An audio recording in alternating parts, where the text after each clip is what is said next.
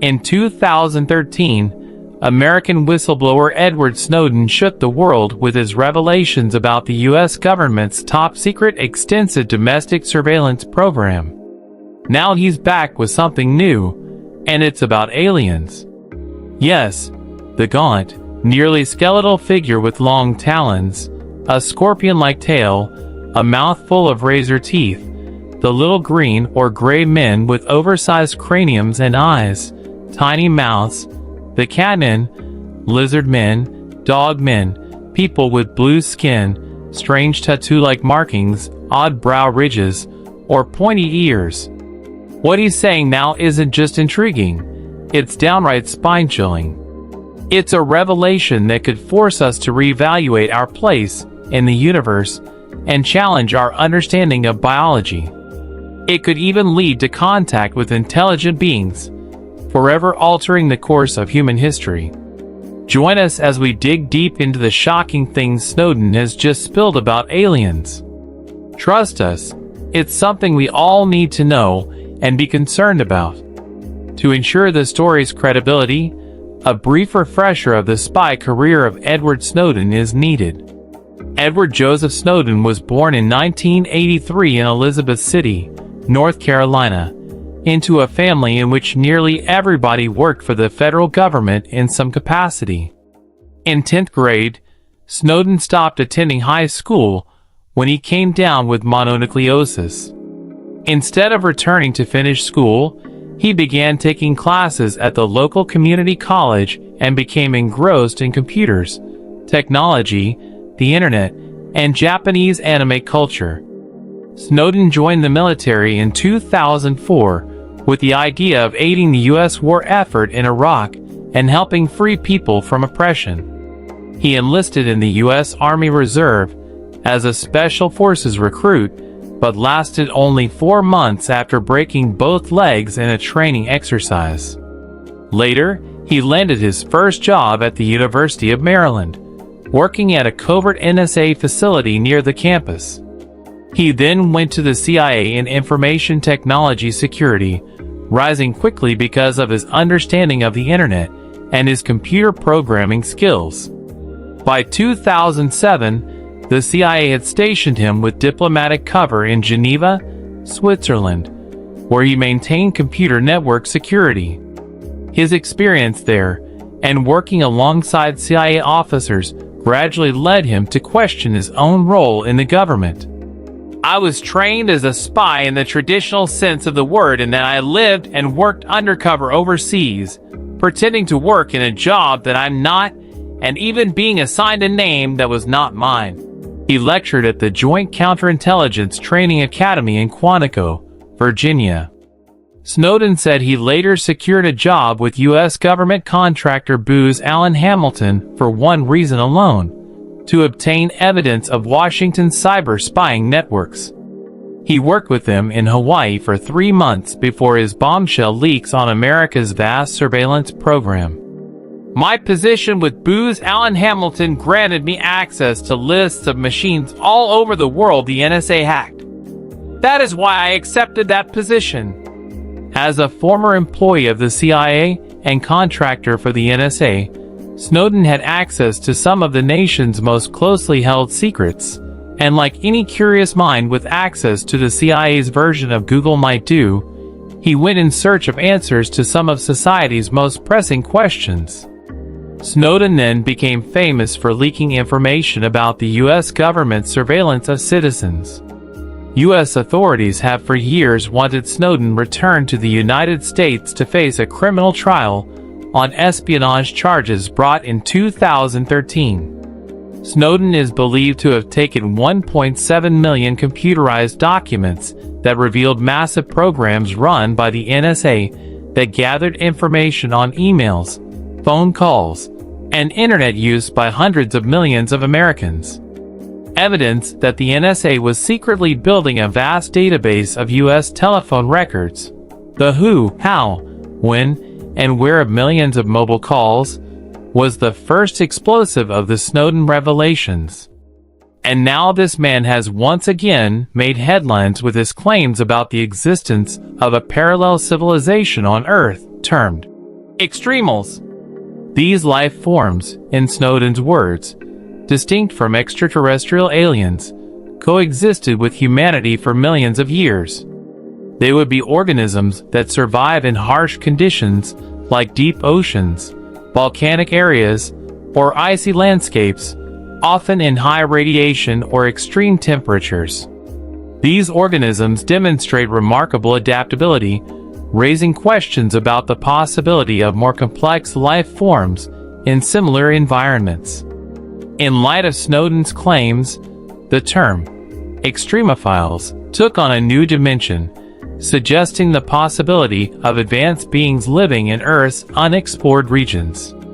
This reminds us of one of the most fascinating and diverse concepts that appear in various mythologies, conspiracy theories, and science fiction narratives: reptilian humanoids.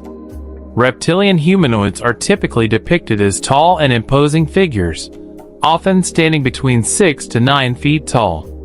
Their physique is muscular and robust, giving them an air of strength and power. Their bodies are humanoid in structure, with 2 arms, 2 legs, and a head, but their features are distinctly reptilian. One of the most striking features of reptilian humanoids is their skin, usually described as being covered in scales similar to those of snakes or lizards. The scales can vary in color, ranging from green to brown, black, and sometimes even shades of blue or red. The texture of their skin can appear rough and rugged, with a sheen that gives them a somewhat metallic or reflective quality under certain lights. The head of a reptilian humanoid is often elongated and reptilian in nature. They have prominent forward-facing eyes with slit-like pupils, much like those of modern reptiles. These eyes can be various colors, including yellow, green, or red, and they often convey a sense of intelligence and menace. The facial structure might include ridges, bony protrusions, or horns, adding to their fearsome appearance. Their mouths are usually wide, filled with sharp, pointed teeth that emphasize their predatory nature. Some depictions include forked tongues, enhancing their reptilian traits. The overall impression is one of a creature that is both alien and familiar, blending human and reptilian features in a way that can be both fascinating and unsettling.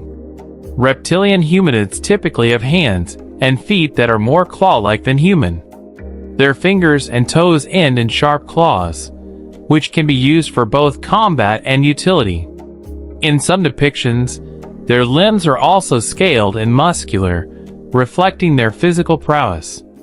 Many descriptions include a long, powerful tail, although this feature is not universal. The tail can be used for balance, communication, or as a weapon.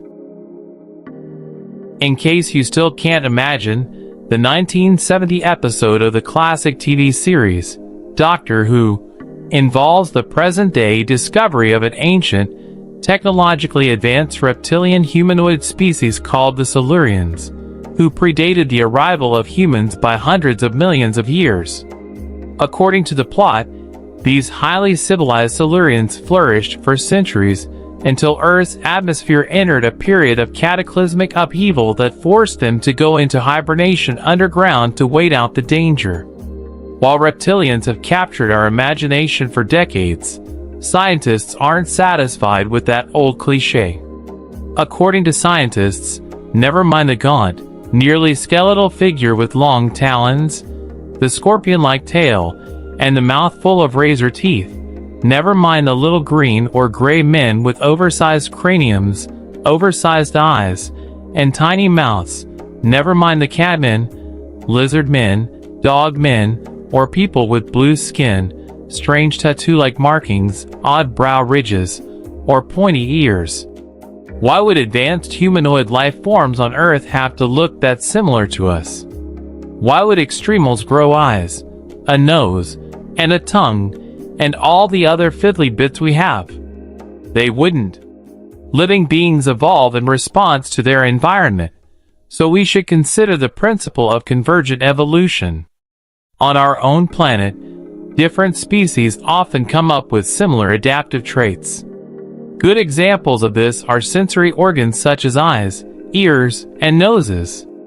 There is strong evolutionary pressure to have light-sensing organs, especially if the species is part of a predator-prey relationship. These can take different forms, from the compound eye of a fly to the stereo vision of humans to the eye spots of certain microorganisms. But the principle is the same. Only in the deep ocean or inside caves where no light penetrates do some organisms lack eyes. So would aliens have sensory organs? It would depend on the environment. Who needs ears if there is no medium to transmit sound waves? Extraterrestrials would only need eyes in places where the light of a star is likely to penetrate. What about appendages? Flippers are good in water. On land, arms and legs are more useful. Flying seems even better. Most insects and birds can fly, as can some mammals like bats and even a few fish. In short, given the natural tendency of all life forms to want to survive as long as possible, it would be a common trait of extraterrestrials to shed their limited organic bodies as much and as soon as they could. That means a real advanced civilization would be so far from anything we've ever imagined that we would barely be able to comprehend its existence, and we would seem just as completely bafflingly bizarre to it. But where could we find them? Well, our planet is vast, beautiful, and mysterious. You can travel all across the world for years and still not witness even half of the mysteries and beauty that our planet has. It's so grand and versatile that it's hard to grasp how all of those various climates and natural differences can find a place on a single planet. Here are the 5 most extreme places on Earth. 1. Antarctica. As the coldest continent on Earth, Antarctica is the winner of extreme weather conditions and also the most untouched by humankind. Covering an area of 14 million square kilometers, Antarctica is the 5th largest continent. But despite being larger than both Oceania and Europe, Antarctica is unique in that it does not have a native human population. There are no countries in Antarctica. 7 countries made various claims to parts of the continent: New Zealand, Australia, France, Norway, the United Kingdom, Chile, and Argentina. As Antarctica has no government, many countries operate their Antarctic programs through a consensus-based decision-making process at the Antarctic Treaty meetings. One of the most interesting things about Antarctica is that it contains about 60 to 90% of the world's freshwater in the form of ice. If all the ice in Antarctica melted, sea levels worldwide would rise about 200 feet.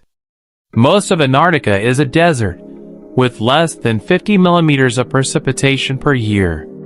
For comparison, the average rainfall in the Amazon rainforest is about 2,000 millimeters per year. The average winter temperature at the South Pole is about -76 degrees Fahrenheit -60 degrees Celsius, while the average summer temperature is about -18 degrees Fahrenheit -28 degrees Celsius. The lowest temperature ever recorded on Earth was -128.6 degrees Fahrenheit -89.2 degrees Celsius at the Soviet Union's Vostok Station in Antarctica on July 21, 1983. Despite its inhospitable conditions, Antarctica is home to a variety of life forms, including penguins, seals, and microscopic organisms. Recent research has even discovered a thriving ecosystem of microbes living in the cold and dark waters beneath the ice. There is an even deeper level of ice in Antarctica that is estimated to be millions of years old. If researchers can drill down and obtain samples of this ancient ice, it could provide valuable information about Earth's climate history and the potential for life in extreme environments. 2. The Atacama Desert, South America. Recognized as the driest desert in the world, the Atacama Desert is unique in its extreme aridity. Located in northern Chile, It covers an area of about 1,600 kilometers. Some weather stations in the Atacama Desert have never recorded any rainfall. The average rainfall in the desert is about 1 millimeter per year. The Atacama Desert is also known for its unique landscape, which includes salt flats, sand dunes, and rocky formations. It is home to some of the world's most important astronomical observatories due to its clear skies and minimal light pollution. The desert's extreme dryness makes it an excellent analog for the surface of Mars. Scientists have conducted experiments in the Atacama Desert to test equipment and procedures for future Mars missions. Despite its harsh conditions, the Atacama Desert is home to a variety of life forms, including cacti, shrubs, and lichens. It is also home to a number of indigenous peoples who have adapted to the desert's extreme conditions over thousands of years. 3. Mount Everest, Nepal/Tibet. As the highest point on Earth, Mount Everest is a symbol of extreme altitude. It stands at a staggering height of 8,848.86 meters, 29,031.7 feet, above sea level. Located in the Himalayas, Mount Everest straddles the border between Nepal and the Tibet Autonomous Region of China. The mountain was first successfully summited by Sir Edmund Hillary of New Zealand and Tenzing Norgay, a Sherpa of Nepal, on May 29, 1953. Climbing Mount Everest is a dangerous endeavor due to the extreme altitude, unpredictable weather, and the risk of avalanches and crevasses. The death zone, which is above 8,000 meters, 26,247 feet, is known for its low oxygen levels and harsh conditions. Despite the dangers, Mount Everest remains a popular destination for climbers from around the world. 4. The Mariana Trench, Pacific Ocean. As the deepest part of the world's oceans, the Mariana Trench is a symbol of extreme depth. Located in the western Pacific Ocean, the trench reaches a maximum known depth of about 10,994 meters, 36,070 feet, at a point known as Challenger Deep. The Mariana Trench is deeper than Mount Everest is tall. If Mount Everest were placed in the trench, its peak would still be over a mile underwater. The pressure at the bottom of the trench is more than 1,000 times the standard atmospheric pressure at sea level. Despite the extreme conditions, the trench is home to a variety of life forms, including microorganisms, crustaceans, and fish. 5. Death Valley, California, USA. Known for its extreme heat, Death Valley is one of the hottest places on Earth. Located in eastern California, it holds the record for the highest air temperature ever recorded at the surface of the Earth, 56.7 degrees Celsius, 134 degrees Fahrenheit, which was measured on July 10, 1913. Death Valley is also the lowest point in North America, with Badwater Basin sitting at 282 feet, 86 meters, below sea level. Despite its harsh conditions, Death Valley is home to a variety of life forms, including plants, animals, and microorganisms. The area is known for its unique geological features, including sand dunes, salt flats, and canyons. So why are Snowden's revelations about aliens a big deal? Because he says the creatures are already living here, alongside us. He claims to have uncovered classified information that reveals the existence of a secret government program that has been studying these aliens for decades. According to Snowden, the U.S. government has been aware of the presence of these aliens since the 1950s, but has kept the information hidden from the public. This revelation raises a host of questions. If these aliens have been living among us for so long, what do they want? Are they friendly or hostile? Do they have any plans for humanity? The idea of aliens living among us is not new. It has been a staple of science fiction for decades. But Snowden's claims are not based on fiction. He says he has seen the evidence with his own eyes.